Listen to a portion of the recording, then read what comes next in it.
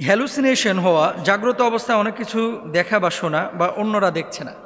রাস্তা দিয়ে চলতেছেন, সবাই দেখতেছে সামনে বাম দিকে যাইতে হবে, পেছনে মানুষ দেখতেছে, সাইডের মানুষ দেখতেছে, আর আপনি দেখতেছেন ডান দিকে কোনো রাস্তা নাই। এরকম ঘটে যায়। যদি এরকম হয় যে একজন মানুষ সামনে একটা জিনিস দেখতেছে সুস্পষ্টভাবে আর আপনি দেখতে পাচ্ছেন না, জানবেন যে খারাপ কিছু ঘটতেছে। জিনের আসর যদি কারো উপরে থাকে জাগ্রত অবস্থায়, এই মানুষটার আচরণ কি হবে? হাই হাই খাই খাই আচরণ হবে। 32 কেজি মিষ্টি চাইবে, গরুর গোস্ত চাইবে 6 কেজি। আমি রাজশাহীতে দেখেছিলাম জিনের তদবির করতেছে এক কবিরাজ, কবিরাজের সামনে জিন বলতেছে যে আমারে এখন টাঙ্গাইল থেকে 8 কেজি ওজনের মিষ্টি এনে দিবি, নাহলে আমি সরতাম না। কথা বুঝতে পেরেছেন? 8 কেজি ওজনের মিষ্টি চাইতেছে। 8 কেজি ওজনের মিষ্টি খাওয়া সম্ভব? সম্ভব না। তো যাই হোক, অনেকক্ষণ তার সাথে কথা বলার পরে কবিরাজ বলল যে আপনি 4 কেজি এনে দেন। বিশ্বাস করেন, এক ব্যক্তি দাঁড়ায়া ওখানে বসে 4 কেজি খাইতে পারে নাই, 3 কেজি খাওয়ার পরে বলে যে এটা রাইখা দে, পরে খাবো। তার মানে কি? এটা মানুষের স্বাভাবিক আচরণ না, অস্বাভাবিক আচরণ। এই সমস্ত যদি সিমটম দেখেন, একটু পরামর্শ করবেন, রুকিয়া সেন্টারে যাবেন ইনশাআল্লাহ তাআলা। তাহলে এই সমস্ত জিনিসগুলো যদি আপনারা পান, তাহলে জেনে নেবেন জাগ্রত অবস্থায় যদি এরকম কোনো ঘটনা ঘটে, জেনে নেবেন সে মানুষটি জিন দ্বারা আক্রান্ত হচ্ছে, তাহলে রুকিয়া সেন্টারে যাবেন। এমন কিছু অবস্থা রয়েছে যে অবস্থাগুলো ঘুমন্ত অবস্থায় যদি হয়, তাহলে জানবেন যে জিনের আসর আছে। 1 নাম্বার, নিদ্রাহীনতা। কিছু মানুষের ডে বাই ডে শরীরটা খারাপ হয়ে যাচ্ছে এবং ঘুম আসছে না, কোনো কারণ ছাড়াই ঘুম আসে না, কোনো টেনশন নাই, কিচ্ছু নাই। 1 নাম্বার। 2 নাম্বার, উদ্বিগ্নতা, যার জন্য বারবার ঘুম ভেঙে যাওয়া, কিছুক্ষণ পর পর চমকে ওঠা। কিছু মানুষ দেখবেন ঘুমাতে গিয়েছে, বিছানার উপরে দাঁড়িয়েছে, এই শুয়েছে, শোয়ার পরে চোখটা বন্ধ এসেছে, আটকে উঠে, বারবার আটকে উঠছে, বারবার আটকে উঠছে। খারাপ লক্ষণ।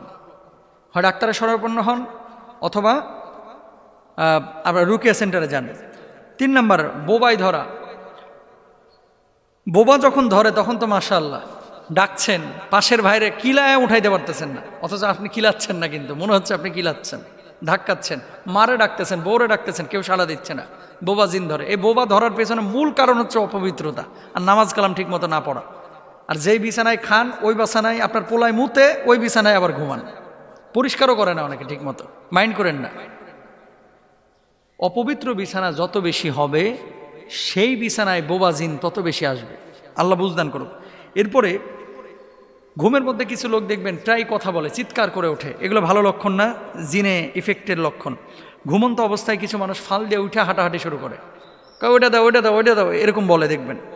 তারপরে প্রায়শই স্বপ্নে কোনো প্রাণীকে আক্রমণ করতে বা ধাওয়া করতে দেখা, যেমন একটা কুকুর দৌড়াচ্ছে আপনার পেছন পেছন, আপনাকে ধাওয়াচ্ছে, অথবা একটা সাপ আপনাকে ধাওয়াচ্ছে, দৌড় দিছেন কিন্তু সাপ আপনার চেয়ে বেশি জোরে দৌড়াচ্ছে।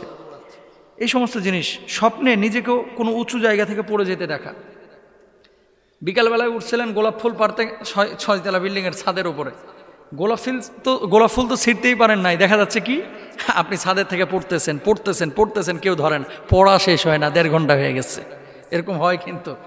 বিমানে উঠতেছেন, বিমান থেকে নিচে পড়তেছেন, আকাশ থেকে কে যেন ফেলে দিচ্ছে, এরকম হয়। কোনো গোরস্থান বা পরিত্যক্ত স্থান অথবা কোনো মরুভূমির সড়কে হাঁটাচলা করতে দেখা। শুয়ে আছেন আপনি ঘরে, অথচ দেখতেছেন নিজে কবরস্থানের পাশে হাঁটাহাঁটি করতেছেন। তারপরে বিশেষ আকৃতির মানুষ দেখা, যেমন অনেক লম্বা, খুবই খাটো, খুব কালো কুচকুচে ইত্যাদি। এমন মানুষ দেখতেছেন যে মানুষটার মাথা আসমানে আর পা হচ্ছে জমিনে। খারাপ লক্ষণ। আমি আবারও বলি, একটা লক্ষণ পাইলেই অস্থির হওয়ার কিছু নাই। যদি এরকম হয় যে একটা লক্ষণ পেয়েছেন, আপনি এই যে শরীরটারে বন্ধ করার 1 নম্বর উপায় হচ্ছে আয়াতুল কুরসি পড়ে হাতের তালুতে ফু দিয়ে শরীরটারে মুছে দিবেন 5 ওয়াক্ত নামাজের পরে। চারকুল পড়বেন, আয়াতুল কুরসি পড়বেন বিসমিল্লাহ সহকারে, ফু দিয়ে শরীরটারে মুছবেন, পবিত্র বিছানায় ঘুমাবেন ইনশাআল্লাহ। পবিত্র অবস্থায় থাকলে আপনার ভিতরে এই ধরনের প্রভাব আসবে না। এরপরেও যদি এরকম অসংখ্য আলামত আপনার শরীরের মধ্যে চলে আসে, রুকিয়া সেন্টারে যাবেন, চিকিৎসা নেবেন ইনশাআল্লাহ।